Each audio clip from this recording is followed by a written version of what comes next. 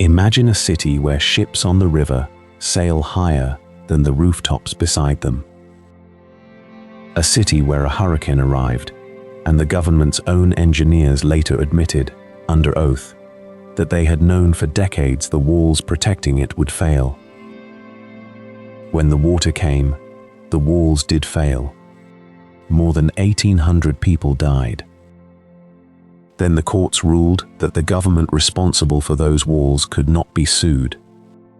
Not because it had done nothing wrong.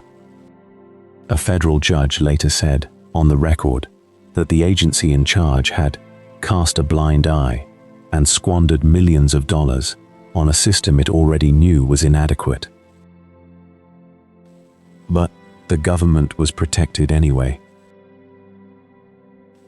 By a single law, written in 1928, that most Americans have never heard of.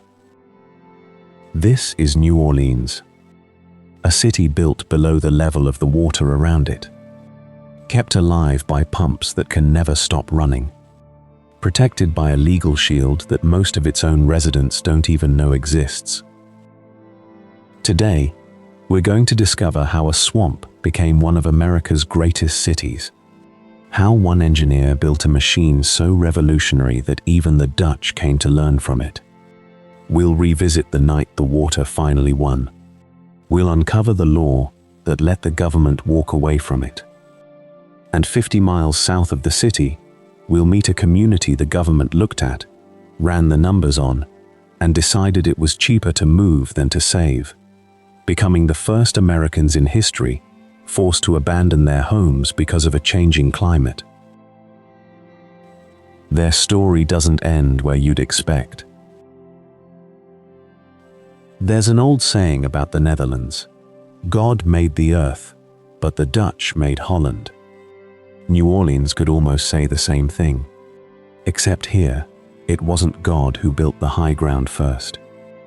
It was the Mississippi River. For thousands of years, the river flooded every spring, and every flood left behind another thin layer of sediment along its banks. Year after year, century after century, the river quietly built a narrow ridge above the surrounding swamp. That ridge is called a natural levee, and without it, New Orleans would never have existed where it does today. Long before the French arrived, indigenous communities in this region had already discovered the same truth. If the water couldn't be stopped, you lived on the highest ground you could find, and they built earthen mounds above the swamp to do exactly that. Half a world away, the early Dutch were doing almost exactly the same thing. Different continents, different cultures, the same solution. Water forces the same idea out of people, no matter where they live. When the French founded New Orleans in 1718, they didn't settle in the middle of the swamp. They built directly on top of that ridge the river had spent centuries creating. Today, we call that place the French Quarter. In some places, it still sits more than 10 feet above sea level, dry, stable, naturally protected from the water surrounding the rest of the city. Move only a few blocks away from the river, though, and the ground begins to fall, fast. For almost 200 years, the swamp behind the city remained exactly that, a swamp. Nobody could drain it well enough to live there. Standing water bred mosquitoes, and mosquitoes carried yellow fever and malaria. Outbreak after outbreak claimed thousands of lives. The city didn't just have a drainage problem. It had a survival problem. In 1899, the city created the Sewerage and Water Board, a desperate attempt to solve a problem that had haunted New Orleans for generations. Nobody had ever found a practical way to drain the swamp. A young engineer, fresh out of Tulane University, joined the project. His name was Albert Baldwin Wood. Few people remember him today, yet millions have lived safely because of what he built. In 1913, Wood patented a machine unlike anything the world had seen, a giant screw pump nearly 12 feet across, powerful enough to lift enormous volumes of water out of the city, over the levees, and into Lake Pontchartrain. Almost immediately, it worked. Within only a few years, more than 25,000 acres of swamp became dry enough to build on. Neighborhoods that had never existed before suddenly appeared: Lakeview, Gentilly, eventually New Orleans East. Some of those neighborhoods were built 5, 6, even 10 feet below sea level. They stayed dry for one reason: the pumps never stopped, day and night, every day of every year. Wood's invention was decades ahead of its time. Engineers from around the world came to study it, including the Dutch. While reclaiming land from the Zuiderzee, Dutch engineers imported Wood's screw pump design to help drain their own country. One newspaper even joked about it. The Dutch wanted to buy his pumps, and Wood went fishing instead. The country most famous for defeating the sea once came to Louisiana to learn how. On August 29, 2005, Hurricane Katrina made landfall.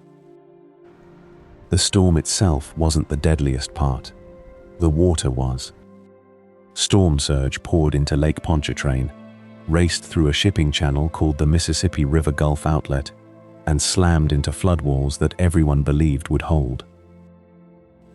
They didn't. Breaches opened at the 17th Street Canal, the London Avenue Canal, the Industrial Canal. Some walls weren't even overtopped. They collapsed from underneath. Within hours, nearly 80% of New Orleans was underwater.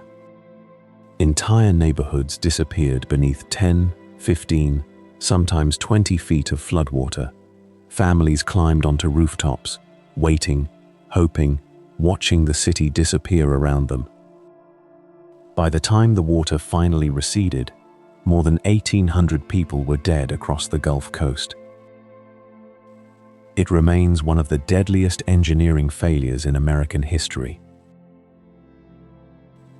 Government rescue operations eventually arrived, but during the first critical days, many survivors were saved by ordinary people. Neighbors launched their own fishing boats and began pulling strangers from rooftops. Today, they're remembered as the Cajun Navy. When the rescue ended, another battle began.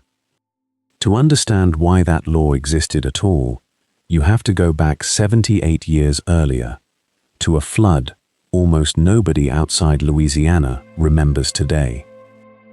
In the spring of 1927, the Mississippi River rose higher than anyone alive had ever seen it. Levees broke by the dozens across 6 states, and as the floodwaters crept toward New Orleans, the city's bankers and business leaders reached a decision. If the levee had to break somewhere, better it break somewhere else. So they dynamited it themselves. On April 29, 1927, at a place called Caernarvon, 13 miles downstream, workers detonated 39 tons of dynamite, tearing open the levee on purpose. 250,000 cubic feet of water per second poured through the gap, more than 60 times the flow of Niagara Falls. The water didn't touch New Orleans. It went straight into St. Bernard and Plaquemines parishes instead, home to roughly 10,000 people, most of them French and Spanish-speaking trappers, fishermen, and farmers, none of them wealthy enough to have a say in the decision made 13 miles upriver. They were given 3 days to leave. Officials had promised full compensation for what they lost. In the end, most residents received around $300. Many received nothing at all. And then came the detail that still angers historians today.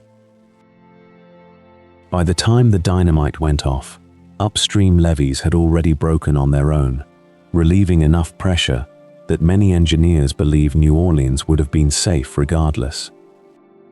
The sacrifice hadn't been necessary, it had only been convenient. The public outrage that followed reshaped the entire country's approach to flood control.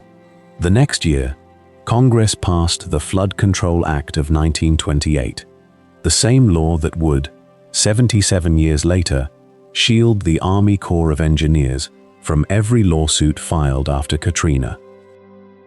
The law, built to prevent another Carnarvon, ended up protecting the government the next time the water came anyway. Thousands of survivors sued the Army Corps of Engineers, the federal agency responsible for designing and maintaining the flood protection system.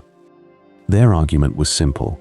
This wasn't only a natural disaster, it was negligence. In 2008, federal judge Stanwood Duval reviewed the evidence, and his findings shocked everyone. The Corps had known for decades that parts of the system were dangerously inadequate. He wrote that the agency had cast a blind eye and had squandered millions of dollars. He concluded the failures were preventable. Then, he dismissed the case. Not because the evidence was weak, and not because the government had been cleared, because the law left him with no other choice. Everything came down to one sentence. Buried inside the Flood Control Act of 1928, the law granted the federal government immunity whenever a flood control project failed, even if negligence had contributed to the disaster. Judge Duval openly admitted his hands were tied. He said the court had no power to correct what had happened. Nearly 500,000 legal claims depended on that decision. Almost every one of them collapsed. A separate lawsuit briefly succeeded, but on appeal, that victory disappeared too. In the end, many families who had lost everything received only a few $100s in compensation. The government admitted mistakes. The judge acknowledged those mistakes. Yet legally, no one could hold the government responsible. After Katrina, the Army Corps of Engineers started over. The old system had failed. The next one could not. Over the following years, engineers built an entirely new network of levees, flood walls, pumping stations, and one of the largest storm surge barriers ever constructed, at a cost of more than $14 billion. It is an extraordinary achievement, but it rests on a myth most people still believe without questioning: that the entire city sits below sea level. It doesn't. Much of the historic city, the French Quarter, the Garden District, still sits on the natural ridge the river built centuries ago. The neighborhoods that flooded worst in Katrina were the ones built after wood drained the swamp behind it. Sometimes the difference between staying dry and disappearing underwater was only a few feet of elevation the Mississippi had decided on, long before any engineer arrived. And elevation isn't the only thing this new system has to answer for. Officially, it's designed to withstand a 100-year storm, a flood with about a 1% chance in any given year. That sounds reassuring, until you compare it to the country that spent centuries fighting the same sea. After the North Sea flood of 1953, the Netherlands rebuilt to withstand a storm expected once every 10,000 years, not 100, 10,000. Two nations, both devastated by water, both rebuilt, yet each chose a completely different definition of safe enough. For most of its history, this city treated the river purely as a threat to be walled off. In just the last 2 decades, that thinking has started to change. Louisiana's coastal wetlands, the natural buffer that once absorbed hurricane storm surge before it ever reached the city, have been vanishing for decades, cut off from the sediment the river used to deposit before the levees walled it in on both sides. Right now, Louisiana loses a piece of land the size of a football field every 100 minutes. That's not a future risk. That's happening while you watch this. The state has since begun deliberately reintroducing sediment through massive engineered diversions, cutting controlled gaps into the very same levees built to keep the river out, letting it rebuild the marshland that once protected the coast, on purpose, in exactly the places engineers choose. For 100 years, the goal was to keep the river out. Now, in careful, chosen places, the goal is to let it back in, before there's nothing left south of the city to protect at all. Not every place gets $14 billion spent protecting it, though. Just 50 miles south of the city, the same government that built that entire storm surge system made a very different calculation about a much smaller piece of land. That land is called Isle de Jean Charles, home for nearly 200 years to a community descended from the Biloxi Chitimacha Choctaw people. In 1955, that island covered more than 22,000 acres. Erosion, oil and gas canal dredging, and rising seas have since reduced it to roughly 320. When the Army Corps studied extending its levee system to protect the island, the numbers were stark. It would have cost about $100 million to build the levee, compared to under $50 million to simply move everyone off the island entirely. The levee lost that calculation. In 2016, the federal government awarded Louisiana just over $48 million, the first grant of its kind ever issued in the United States, specifically to relocate an entire community because of climate change. After 6 years of planning, delays, and difficult decisions, the remaining residents moved to a new development 65 kilometers inland, called simply the New Isle. They became, officially, the first climate refugees in American history. Not because a storm destroyed their home in a single night, the way Katrina destroyed neighborhoods in New Orleans, but because, one calculation at a time, it stopped being worth the cost to protect it. There's a strange symmetry to how this story connects back to the Netherlands. 100 years ago, it was Dutch engineers who came here to borrow a New Orleans invention to help drain their own land. Today, that flow of expertise runs the other way. After Katrina, Dutch water engineers were brought to Louisiana to help design parts of the new storm surge defense system, the same way they've since consulted for New York, Jakarta, and cities across the world now facing rising water for the first time. The two places that have spent the longest fighting the sea are still, after a century, teaching each other how. For 300 years, every threat to this city has come from too much water. In the fall of 2023, for the first time, the threat came from too little. A severe drought pushed the Mississippi River to some of its lowest levels ever recorded. And when a great river runs low, something most people never think about starts to happen. The Gulf of Mexico stops being held back. A wedge of salt water began crawling upstream along the riverbed, creeping toward the very same intake pipes that supply drinking water to nearly 1 million people. The Army Corps of Engineers, the same agency still living under the shadow of Katrina, raced to build an underwater wall of sediment to hold the salt water back. Within weeks, the salt water rose over it anyway. The governor declared a state of emergency. The president approved a federal one. Barges began hauling millions of gallons of fresh water downriver every single day, just to keep the taps running in Plaquemines Parish, then St. Bernard, then the edges of New Orleans itself. The city built its pumps to push water out. It never planned for a version of this river that couldn't push enough water in. By the time winter rains finally arrived, the crisis passed. It always does, for now.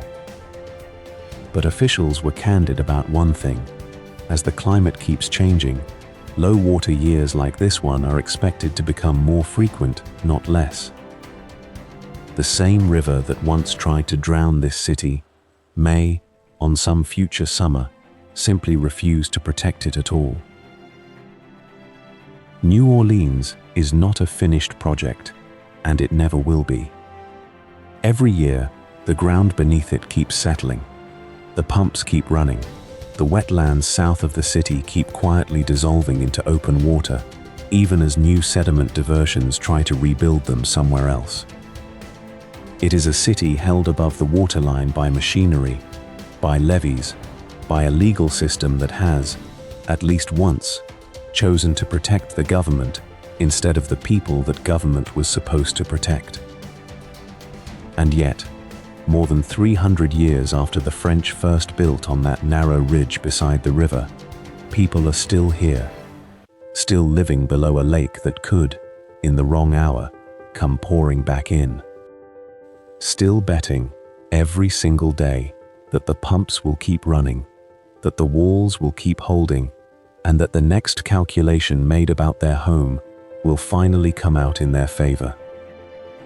If this story was worth your time, let me know in the comments and consider subscribing. There are more stories like this one coming. The hidden histories, the forgotten laws, and the communities like Isle de Jean Charles that most of the country still doesn't know existed.